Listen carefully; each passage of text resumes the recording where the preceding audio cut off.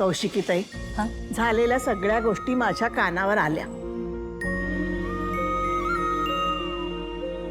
पण मी वारीत होते ना, मला त्रास होऊ नये, टेन्शन येऊ नये म्हणून कोणी काही मला सांगितलेलं नाहीये.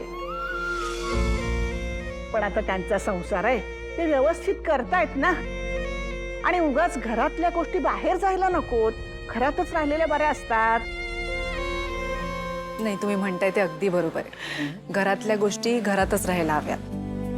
पण आता आजी सगळं ठीक आहे. हो, ते सगळं कबूल आहे, पण युवराज सुद्धा माझा जावईच आहे. मला आनंदच झाला ऐकून. कौशिकीताई, तुम्हाला एक गोष्ट सांगू का? हा? मी आता वारीत गेले होते ना, तिथे मला एक गुरुजी भेटले होते. तर त्यांच्याकडून मला एक गोष्ट कळली, दीप प्रतिष्ठानाची. म्हणजे श्रावण महिन्याच्या आधी जी अमावास्या येते त्या दिवशी दीपपूजन करतात. श्रावण महिना सुरू झाल्यानंतर 8व्या दिवशी त्याचं उद्यापन करायचं.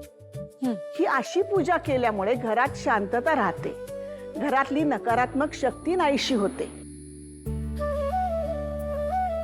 मी तुम्हाला त्यांचा नंबर पाठवते, तुम्ही घरात ती पूजा करून घ्याच. त्यांनी सगळं काही सुरळीत होईल. ही सततची संकट बरी नाहीत हो, एक एक करून सगळी संपायला हवी. तुम्हाला वाटेल पूजा वगैरे काय आहे, पण आम्ही म्हातारी खोडं ना, आम्ही सांगतोय ते जरा ऐका, त्यांनी भलंच होणार आहे. नाही नाही अहो, तुम्ही म्हणताय ते अगदी बरोबर आहे. आपण लवकरच घरात पूजा करू. काय गरज आहे पूजा करण्याची? वेगळं काय होणार आहे? आपल्या सगळ्यांच्या मनाला शांती मिळेल. काकू, आत्ता आपण विठुरायाची पूजा केली, त्यानंतरच युवराज सुखरूप घरी परत आला ना, तसंच आपण ही पूजा सुद्धा करू. मी एक काम करते, मी आजच गुरुजींना फोन करते आणि आपण लवकरच पूजा करू. आता या घरात मला संकट नकोत. निशू, पूजेचं कळव मला. मिसेस बेलसरे, अहो मी स्वतः तुम्हाला फोन करेन, काळजी करू नका. ते का, आपण सगळेच येणार आहोत पूजेला. आता घरी जाऊया ना. बरं, येऊ आता. हो.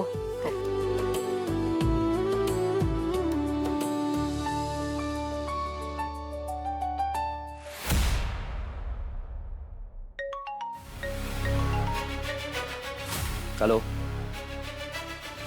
हॅलो, कोण बोलतंय? हॅलो हॅलो, युवराज खांडेकर. हां, बोलतोय. कोण? सांगणार, सगळं सांगणार. आधी दरवाजा लावून घे.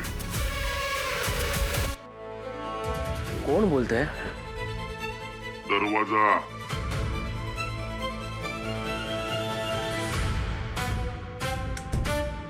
हॅलो, कोण बोलतंय? मी सांगणार आहे ते नीट लक्ष देऊ नये. गुलाबची आणि तुझी चांगली सलगी होती. एक मिनिट हे बघा, गुलाबचा आणि माझा काही संबंध नव्हता. गुलाब मेल आहे, ओके? आणि तुम्ही हे सगळं बोलायला फोन केला असेल तर मला इंटरेस्ट नाही आहे. So please. गुलाब गेला, पण हा खेळ संपला नाही. आजपर्यंत तू गुलाबसाठी काम करत होतास. कोण बोलताय? कोण तुम्ही? गुलाब सोबत डीलही केल्या असशील, केले की नाही? मी तुम्हाला सांगतोय ना, तुम्ही बोलताय कोण? तुमचा त्याच्याशी काय संबंध आहे आधी ते सांगा. तुम्ही मला कोण बोलताय ते सांगा, त्याशिवाय मी काय बोलणार नाही. बोला, कोण बोलताय? प्रोटेक्टर, तुझं नशीब किंवा मग तुझ्या सक्सेसची चाबी, काहीही म्हण. पण तुला जर इथून पुढे आयुष्यात सेफ राहायचं असेल, तुझा जीव वाचवायचा असेल, तर आता तू माझ्यासाठी काम करशील. तुमच्यासाठी मी का काम करायचं? काय काय संबंध आहे आपला? मला आधी तुम्ही कोण बोलताय ते सांगा प्लीज. वेळ आली की कळेल मिस्टर खांडेकर. पण इतकंच सांगेन की लेवल अप झालंय. रिस्क डबल, पैसे डबल. पण लक्षात ठेव, चूक झाली तर चुकीला जागा 0. हॅलो, ऐका, हे बघा. हॅलो, कोण आहे? कोणी व्यक्ती?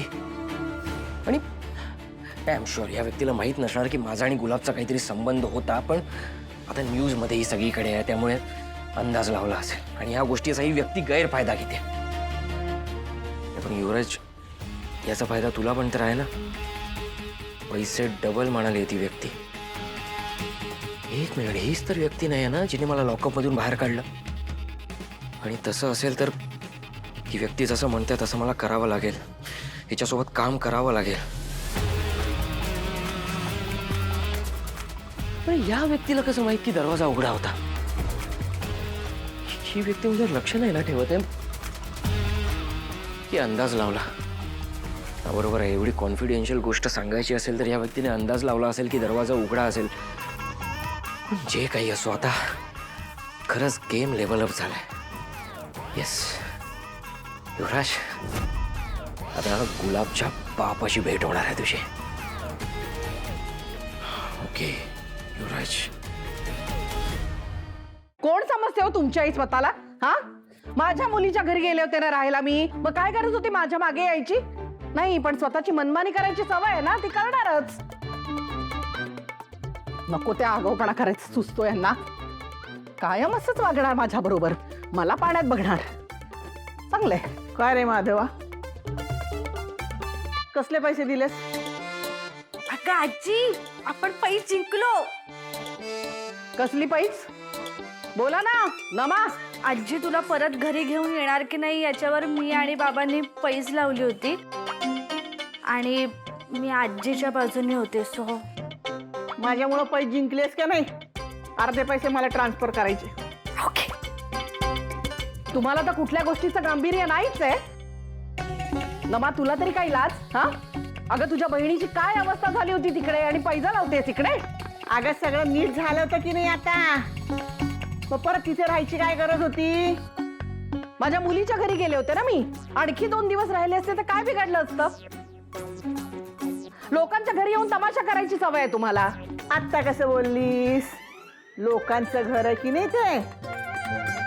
मग लोकांच्या घरी किती दिवस राहावं हे आपल्याला कळायला नको?